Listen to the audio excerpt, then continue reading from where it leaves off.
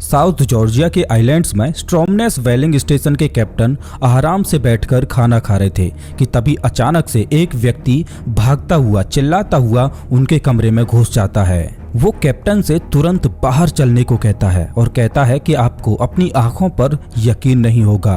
Captain बाहर निकलते हैं और देखते हैं कि उनके सामने 3 व्यक्ति खड़े हैं। वो बहुत ही पतले थे और उनके चेहरे पर बड़ी दाढ़ी उगी हुई थी। ऐसा लग रहा था जैसे वो सालों से नहाए नहीं हैं। उन्होंने उनसे उनका नाम पूछा। बीच में खड़ा व्यक्ति अपना नाम बताता है और कहता है अर्नेस्ट शैकल्टन। कैप्टन 10 सेकंड्स तक कुछ भी नहीं बोलते और उनके चेहरों को देखते रहते हैं। उन्होंने ये नाम आखिरी बार 2 साल पहले नवंबर 1914 में सुना था। अर्नेस्ट शैकल्टन अपने 28 लोगों के क्रू के साथ इसी जगह पर अपनी शिप लेकर आए थे। अर्नेस्ट शैकल्टन ने कहा था कि वो अंटार्कटिका की जमीन को पैदल पार करना चाहता है। कुछ महीनों बाद जब उनके इस क्रू की कोई खबर नहीं आई तो सभी ने मान लिया कि उनकी मौत हो चुकी है। लेकिन 2 साल बाद अर्नेस्ट शैकल्टन अब फिर से कैप्टन के सामने खड़े थे। कैप्टन तुरंत उनसे पूछते हैं कि तुम्हारे बाकी के क्रू मेंबर्स का क्या हुआ। तो अर्नेस्ट शैकल्टन ने जवाब दिया कि मैं जो कहानी आपको बताने वाला हूँ उस पर आपको यकीन नहीं होगा और शायद आप भी अर्नेस्ट शैकल्टन और उनके क्रू की इस कहानी पर यकीन नहीं कर पाएंगे कि कैसे -40 डिग्री सेल्सियस के तापमान में उन लोगों ने खुद को जिंदा रखा और कैसे कुदरत ने उनके साथ एक खिलौने की तरह खिलवाड़ किया। नमस्कार दोस्तों, मैं हूँ श्याम तोमर। स्वागत करता हूँ आपका इस वीडियो में। अर्नेस्ट शैकल्टन ने अपने इस खतरनाक मिशन का नाम ट्रांस अंटार्कटिक एक्सपेडिशन रखा। प्लान सिंपल था। एक टीम वेडल सी से होकर अंटार्कटिका में जाएगी और पैदल पूरे अंटार्कटिका को पार करेगी। वहीं दूसरी टीम रॉस सी में उनका इंतजार करेगी। शैकल्टन अनुमान लगा रहे थे कि उन्हें ये काम करने में करीब 3 महीने लग जाएंगे। इस मिशन के लिए उन्होंने एंडोरेंस नाम की एक शिप को चुना।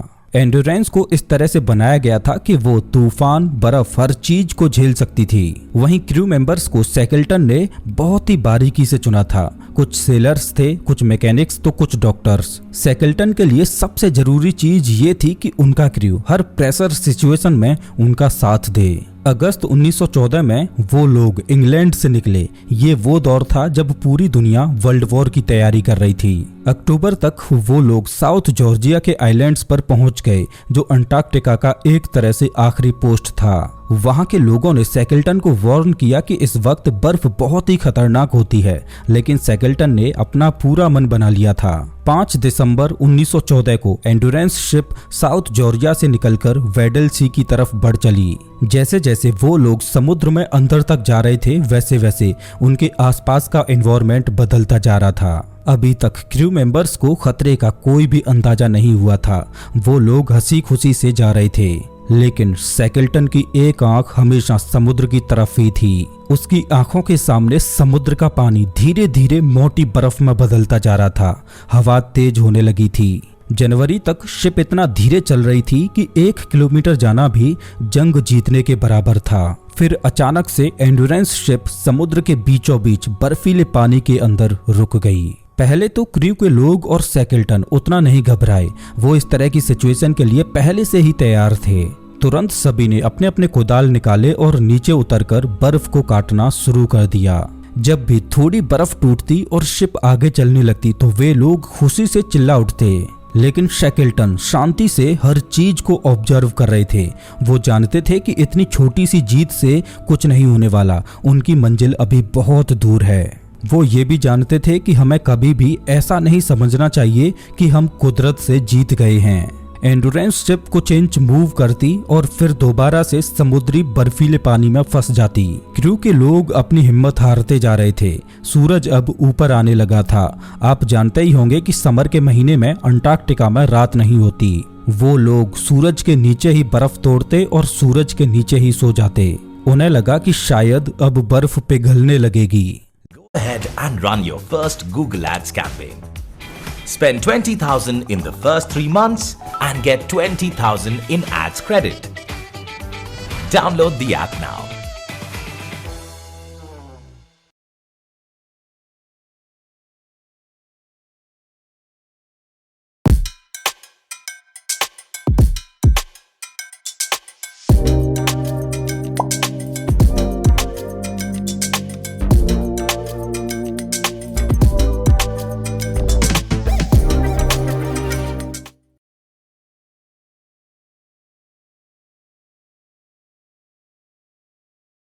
फरवरी का महीना खत्म होने आया और वो लोग समझ गए कि उनकी शिप सिर्फ फंसी नहीं है बल्कि जैसे जेल में बंद हो गई हो।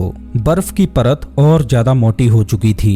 जिस बर्फ पर वो लोग खड़े थे वो भी एक जगह स्थिर नहीं रहती थी, वो बार बार हिलती रहती थी। आपने देखा होगा कि अंटार्कटिका में बर्फ के बड़े बड़े शीट्स पानी में तैरते रहते हैं। ऐसे ही एक बड़े बर्फ के टुकड़े से टाइटैनिक जहाज टकराया था और डूब गया था। लेकिन जिस बर्फ में शैकल्टन का शिप फंसा था वो धीरे धीरे शिप का कचूमर बना रहा था। जैसे जैसे बर्फ हिलती तो शिप और अंदर धंसती चली जाती और ऊपर से बर्फ उसे मरोड़ती जाती। इसके साथ ही वो लोग धीरे धीरे करके अपनी मंजिल से बहुत दूर फ्लोट करते हुए जा रहे थे। वो बर्फ का बड़ा टुकड़ा उन्हें वेडल सी के और अंदर ले जा रहा था। शैकल्टन ये सब होते हुए अपनी आंखों के सामने देख पा रहे थे, लेकिन वो अपनी क्रू मेंबर्स की हिम्मत को खोना नहीं चाहते थे।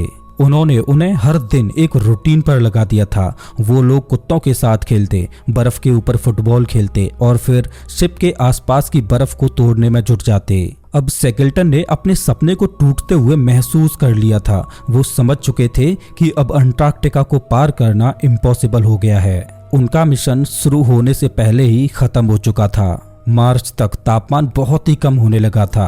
हर दिन -20 डिग्री सेल्सियस से -30 डिग्री सेल्सियस तक तापमान रहता। एंड्योरेंस शिप मानो बर्फ की कब्र में जा चुकी थी। उनका खाना भी धीरे धीरे कम होता जा रहा था। अब क्रू मेंबर्स हर दिन पेंगुइन्स और सील्स का शिकार करने के लिए जाते थे।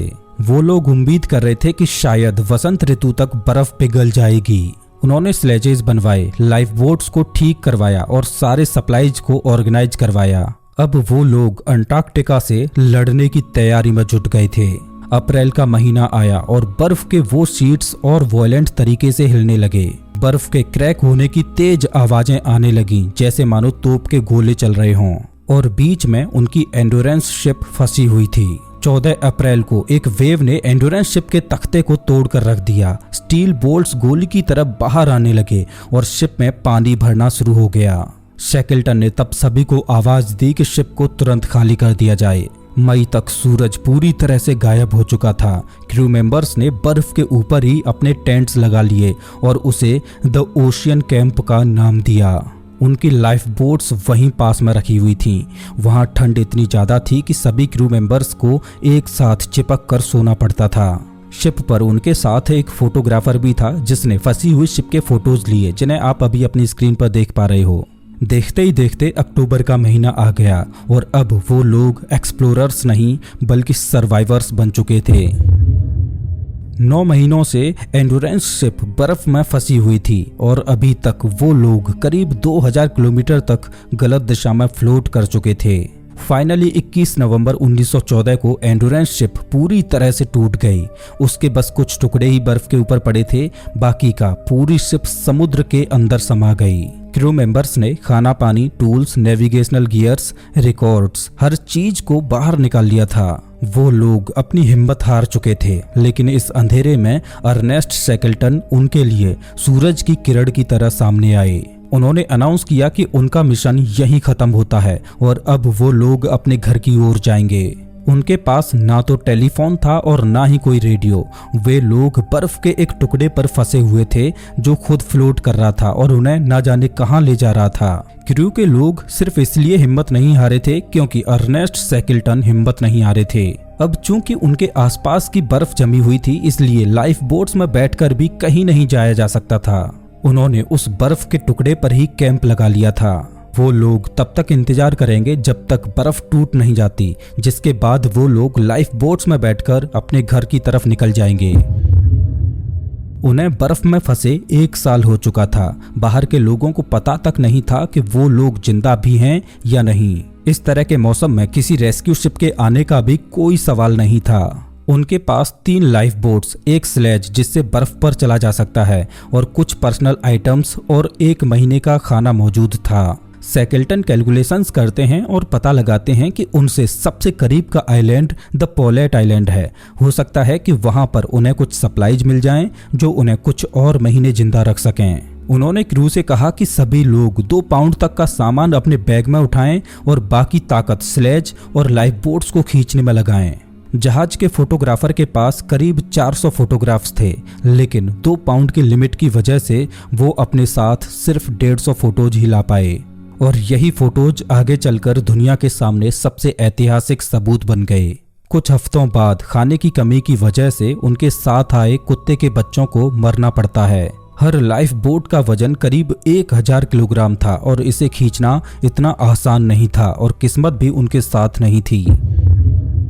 अभी तक गर्मी का मौसम आ चुका था और बर्फ की ऊपर की परत सॉफ्ट हो गई थी, जिससे उसके ऊपर चलना मुश्किल होता जा रहा था। कुछ किलोमीटर और आगे चलने के बाद उन्होंने देखा कि सामने पतली बर्फ और पानी आ चुका है। अब ना तो वो पीछे जा सकते थे और ना ही आगे। उन्होंने दोबारा उसी तैरती हुई बर्फ के ऊपर टेंट लगा दिया। खाने के लिए हर किसी को एक बिस्किट, थोड़ा सा कोको पाउडर और थोड़ा सा कैंड मीट मिलता। उन्हें हर दिन सील्स और पेंगुइन्स का शिकार करने जाना पड़ता। शैकल्टन अक्सर फूड क्वांटिटी के बारे में अपने क्रू से झूठ बोलते ताकि उनका मोटिवेशन बढ़ा सकें। वो जानते थे कि अगर इस सिचुएशन से बाहर निकलना है तो क्रू का मोटिवेशन टॉप पर रखना होगा। लेकिन तभी अचानक 30 मार्च को एक ट्रेजेडी हो जाती है। जिस बर्फ पर उन्होंने कैंप लगाया था, अचानक से उसमें एक तेज क्रैक की आवाज आती है। उनके टेंट टूटने लगते हैं। सभी लोग बाहर की ओर भागते हैं। उनके पैरों तले जमीन हिलने लगती है। कुछ लोग पानी में चले गए थे और ठंड से ठिठुर रहे थे। उन्होंने तुरंत अपने आप को सुखाने के लिए तेज बॉडी मूवमेंट्स करना शुरू कर दिया। किस्मत से किसी की भी मौत नहीं हुई, लेकिन ये उनके लिए एक चेतावनी थी कि उनकी जान कभी भी जा सकती है। अब वो लोग पूरी तरह से बर्फ की शीट पर फंस चुके थे। वो सिर्फ भगवान से प्रार्थना कर सकते थे कि उन्हें जल्द ही जमीन दिख जाए। शैकल्टन ने कैलकुलेशंस लगाई कि आखिर वो कहाँ पर हैं, तो उन्हें पता चलता है कि वो जॉइनविल आइलैंड के पास हैं, यानी कि उनका पुराना डेस्टिनेशन द पॉलेट आइलैंड अब पीछे छूट चुका था। जॉइनविल आइलैंड का दिखना कोई अच्छी खबर नहीं थी, क्योंकि वो पेनिनसुला का आखिरी आइलैंड था। वहां जाना यानी पक्के तौर से मौत। अब उनके पास 2 ऑप्शन थे, नॉर्थ में मौजूद क्लेरेंस आइलैंड और एलिफेंट आइलैंड। इसके बाद हजारों किलोमीटर तक खाली समुद्र है, एक ऐसा समुद्र जिसे द ड्रैक्स पासेज कहा जाता है और जहां आज भी सेलर्स जाने से थर थर कांपते हैं। यहाँ 12 मीटर तक के वेव्स उठते हैं और लगभग 20,000 सेलर्स ने यहाँ जान गंवाई है। शैकल्टन जानते थे कि अगर वो इस बर्फ पर फ्लोट करते करते वहां पहुंच गए तो उन्हें कोई नहीं बचा पाएगा। खाने की भी भारी कमी पड़ने लगी थी। जो सड़ा गला मीट उनके पास बचा था उसे कुत्तों को दे दिया गया। पीने के पानी को जमा करने के लिए वो लोग बर्फ को एक कैन में डालते और फिर उसे अपनी जैकेट के अंदर भर लेते ताकि जिस्म की गर्मी से वो पिघल जाए। लेकिन उससे भी इन्हें सिर्फ कुछ घूंट ही पानी मिल पाता। किस्मत से सही समय पर क्रू को सी लॉइंस मिल जाते, जिसमें से उन्हें करीब 100 पाउंड तक का मीट मिल जाता। इसके अलावा कई क्रू मेंबर्स ने अपने कुत्तों को भी मार दिया था ताकि वो लोग बच सकें। 7 अप्रैल 1916 बर्फ पर तैरते तैरते उन्हें क्लेरेंस आइलैंड दिखने लगा था। ये नॉर्थ की ओर करीब 80 किलोमीटर दूर था, लेकिन तभी अचानक ईस्ट की तरफ तेज हवाएं बहने लगती हैं और उनकी तैरती बर्फ क्लेरेंस आइलैंड से दूर जाने लगती है। बर्फ की शीट भी धीरे धीरे छोटी होती जा रही थी और अब इस पर रहना सेफ नहीं था।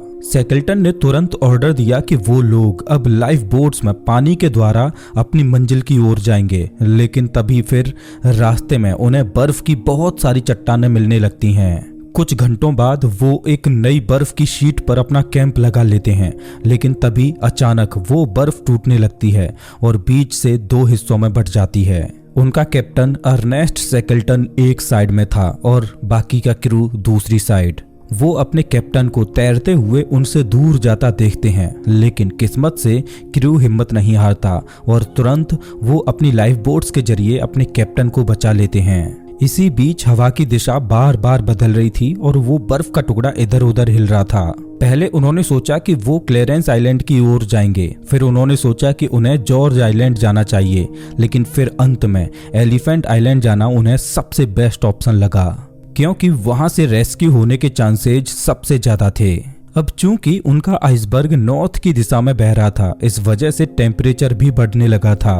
-20 डिग्री सेल्सियस से अब तापमान -8 डिग्री सेल्सियस हो गया था और अब उन्हें ज्यादा खुला समंदर दिखाई दे रहा था। एलिफेंट आइलैंड उनकी लोकेशन से करीब 160 किलोमीटर दूर था और अगले कुछ दिनों में बर्फ का वो टुकड़ा जिस पर उन्होंने अपना आखिरी कैंप लगाया था वो अब एलिफेंट आइलैंड से करीब 50 किलोमीटर की दूरी पर पहुंच गया था। शैकल्टन ने आदेश दिया कि सभी लाइफ बोट्स को अब पानी में उतारा जाए। 15 अप्रैल साल 1916 फाइनली क्रू के लोगों ने लगभग 1.5 साल बाद पक्की जमीन महसूस की। वो लोग एलिफेंट आइलैंड पर पहुंच चुके थे, लेकिन उनकी परेशानियां अभी खत्म नहीं हुई थीं। इस आइलैंड पर उन्हें कोई परिंदा भी नजर नहीं आया। वो आइलैंड पूरी तरह से खाली था। एलिफेंट आइलैंड के आगे ड्रैक्स पैसेज था, जहां से किसी भी शिप के आने के चांसेज ना के बराबर थे। अब शैकल्टन के सामने एक नई मुसीबत थी। यहाँ से वो किसी भी बर्फ की शीट के भरोसे नहीं थे। अब उन्हें जो भी करना था खुद ही करना था। अगर शैकल्टन और उनकी टीम को जिंदा बचना है तो उन्हें यहाँ से करीब 1300 किलोमीटर दूर साउथ जॉर्जिया आइलैंड पर पहुंचना है। लेकिन छोटे लाइफ बोट्स पर 28 लोगों का 1300 किलोमीटर दूर तक ट्रेवल करना नामुमकिन था। BIM bar its own payments app.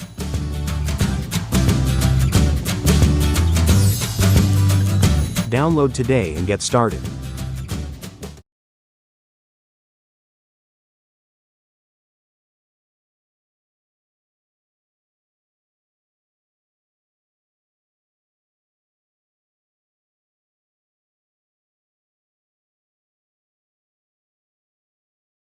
मुमकिन था। 24 अप्रैल साल 1916 शैकल्टन ने अपने साथ 6 लोगों की टीम बनाई और अपनी छोटी सी बोट पर साउथ जॉर्जिया के आइलैंड पर निकल गए। उन्होंने पीछे छोड़े हुए अपने क्रू से वादा किया कि वो बड़ी शिप लेकर उन्हें लेने जरूर आएंगे। इस छोटी सी नाव को हाथ से चलाना पड़ता था। उन्होंने बारी बारी 4 घंटे नाव चलाना और 4 घंटे आराम करने में अपना दिन का शेड्यूल बना लिया। अंटार्कटिका में सर्दियों का मौसम शुरू हो चुका था, यानी सूरज अब कुछ ही घंटों के लिए बाहर निकलता था। बोट में उन्होंने खाना तो पैक किया था, लेकिन वो अच्छे से बैठकर खाना भी नहीं खा सकते थे क्योंकि बोट में इतनी जगह ही नहीं थी। उन्हें लेटकर अपना खाना खाना पड़ता। किसी तरह से जूझते हुए वो साउथ जॉर्जिया आइलैंड के बहुत ही करीब पहुंच गए। अपनी मंजिल से वो अब सिर्फ 3 दिन की दूरी पर थे, लेकिन तभी अचानक एक बहुत बड़ी लहर उठती है और उन्हें लगभग डुबा ही देती है। पूरा बोट जोर से हिलने लगता है। कई घंटे बीत जाते हैं। ऐसा लग रहा था कि मानो वो लहरों के बीच जिंदगी भर फंसे रह जाएंगे। लेकिन धीरे धीरे ही सही, पर वो अपनी मंजिल के करीब पहुंचते जा रहे थे। और फाइनली 10 मई 1916 को वो लोग साउथ जॉर्जिया के आइलैंड पर पहुंच जाते हैं। अब यहाँ पर एक परेशानी थी कि साउथ जॉर्जिया का आइलैंड करीब 100 स्क्वायर किलोमीटर का था और जिस जगह पर वो लोग लैंड किए थे वो इंसानी बस्ती से बिल्कुल उल्टी दिशा में थी।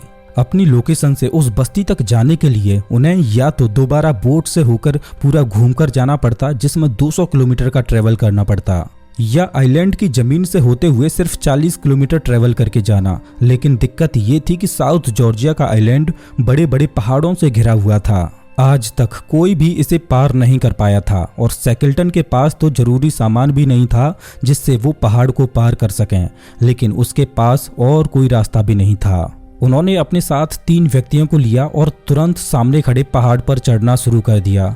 किसी तरह से बर्फ में चलते चलते वो चोटी तक पहुंच गए, लेकिन उस पार जब उन्होंने देखा तो वहां पर सिर्फ गहरी खाई थी। वो उस पहाड़ से नीचे उतरे और दोबारा दूसरे पहाड़ पर चढ़कर दूसरी ओर जाने का रास्ता ढूंढने लगे। इस तरह से उन्हें करीब 3 पहाड़ चढ़ने पड़े, लेकिन उन्होंने हार नहीं मानी। फाइनली चौथा पहाड़ चढ़ते हुए जब उन्होंने उस पार देखा तो उन्हें वो इंसानी बस्ती दिख गई। उस जगह का नाम था स्टॉर्मनेस वेलिंग स्टेशन। 2 साल पहले शैकल्टन और उनका क्रू इन्हीं लोगों से मिले थे। 20 मई 1916 को अब वो वहीं दोबारा पहुंच चुके थे। वेलिंग स्टेशन पर मौजूद लोग शैकल्टन और उनके साथियों को देखकर हक्के बक्के रह गए। सबको लगा कि वो लोग अंटार्कटिका में मारे जा चुके हैं, लेकिन शैकल्टन अब उनके सामने खड़े थे। उनकी दाढ़ी बहुत बड़ी हो चुकी थी और पूरा चेहरा काला पड़ चुका था। वेलिंग स्टेशन के कैप्टन ने तुरंत उन्हें कुछ कपड़े और खाने के लिए सामान दिया। इसके बाद शैकल्टन ने तुरंत पहले तो अपने उन 3 साथियों को बचाया जो साउथ जॉर्जिया के आइलैंड के उस पार उनका इंतजार कर रहे थे। इसके बाद उन्होंने दुनिया से दरख्वास्त की कि सब उनकी मदद करें ताकि एलिफेंट आइलैंड पर फंसे उनके 22 क्रू मेंबर्स को बचाया जा सके। उन लोगों को चिली सरकार की ओर से एक बड़ी बोट दी गई जिसे बर्फ को काटकर चलाया जा सकता था। सैकल्टन खुद उस जहाज को चला रहे थे, लेकिन बदकिस्मती से 3 बार उनका जहाज बर्फ में ऐसे फंसा कि उन्हें दोबारा लौटना पड़ गया।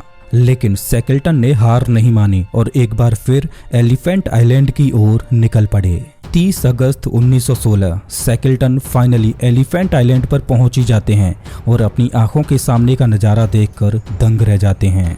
उनके क्रू मेंबर्स ने अपनी बोट्स को पलटकर अपने लिए कैंप्स बना लिए थे। सैकल्टन की गैर मौजूदगी में उन्होंने फ्रैंक वाइल्ड नाम के एक आदमी को कैप्टन बना दिया था। वे लोग पेंगुइन्स और सील्स को मारकर अपने लिए खाने की व्यवस्था करते। फ्रैंक वाइल्ड हर दिन सुबह उठकर अपने क्रू मेंबर्स का उत्साह बढ़ाता था और उनसे कहता कि सैकल्टन आ जाने वाले हैं, तैयार हो जाओ। अब वो सब घर जा सकते थे। तो दोस्तों, ये थी अर्नेस्ट सैकल्टन और उनके 28 क्रू मेंबर्स की एक जज्बाती कहानी। तो इस वीडियो में बस इतना ही। वैसे आप हमारा ये वीडियो कौन से शहर से देख रहे हो मुझे कमेंट करके जरूर बताएं। मिलता हूँ मैं आपसे एक